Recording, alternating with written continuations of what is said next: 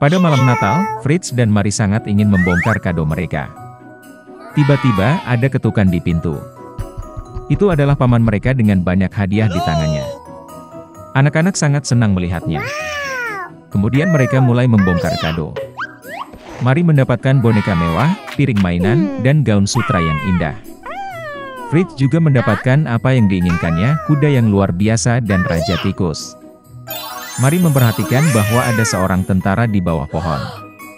Itu adalah Nutcracker yang dirancang untuk mengunyah kacang keras dengan rapi. Gadis itu sangat menyukainya. Tetapi Fritz mengatakan itu adalah hadiahnya dan mencoba mengambilnya dari saudara perempuannya.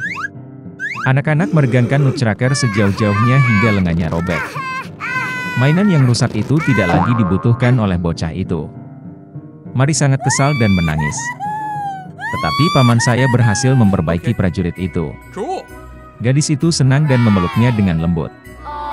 Hari itu sangat sibuk, jadi dia segera lelah dan tertidur tepat di bawah pohon. Selama tidurnya, Mary mendengar suara aneh. Mereka seperti tikus. Gadis itu membuka matanya. Benda-benda di rumah itu tampak jauh lebih besar dari yang sebenarnya. Dan pohon tempat dia tertidur menjadi sangat besar.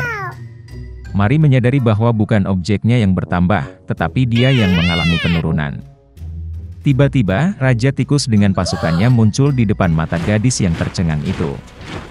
Mary sangat ketakutan dan ingin melarikan diri. Tapi tikus raksasa menghentikannya. Dan kemudian keajaiban terjadi, Nutcracker melompat berdiri dan meraih gadis itu. Mereka langsung memanjat pohon kera buku, dan di sepanjang pohon itu sampai ke mainan Fritz. Ada banyak sekali koleksi prajurit timah. Nutcracker meminta bantuan. Para prajurit segera melompat berdiri dan mengejarnya. Nutcracker mengambil alih komando pasukan, dan para prajurit mulai melawan pasukan Raja Tikus. Pertempuran antara mainan dan tikus berlangsung sengit. Tapi, sayangnya, ada terlalu banyak tikus, dan pasukan Nutcracker mulai mengalami kekalahan. Mary melihat ini dan lari dari tempat persembunyiannya. Dia melemparkan sepatunya ke Raja Tikus dan memukulnya tepat di kepala, dan dia jatuh ke lantai tak sadarkan diri. Tikus lainnya menyadari bahwa pertempuran itu kalah, dan lari ke segala arah. Mary berlari ke Nutcracker, tetapi dia terbaring tak sadarkan diri, karena dia terluka parah oleh Raja Tikus. Gadis itu mengira dia sudah mati, dan mulai menangis dengan getir. Dan tiba-tiba, seorang peri cantik muncul di belakang Mary. Dia memutuskan untuk membantu gadis itu. Dengan lambaian tongkatnya, dia menghidupkan kembali Nutcracker. Dengan lambaian tongkat kedua, peri mengubah prajurit itu menjadi pangeran tampan. Mary dan Nutcracker saling memandang dengan mata penuh kasih, dan tidak bisa mengalihkan pandangan mereka. Dengan lambaian tongkatnya untuk ketiga kalinya, peri membawa pasangan yang jatuh cinta ke kerajaan permen. Pohon-pohon di sana terbuat dari permen, dan bunganya dari selai. Itu adalah tempat yang luar biasa. Mary memejamkan mata sejenak karena senang. Dan tiba-tiba, dia mendengar suara ibunya yang memanggil namanya. Membuka matanya, gadis itu melihat ibunya yang menatapnya dengan bingung. Mary juga tidak mengerti apa yang sedang terjadi.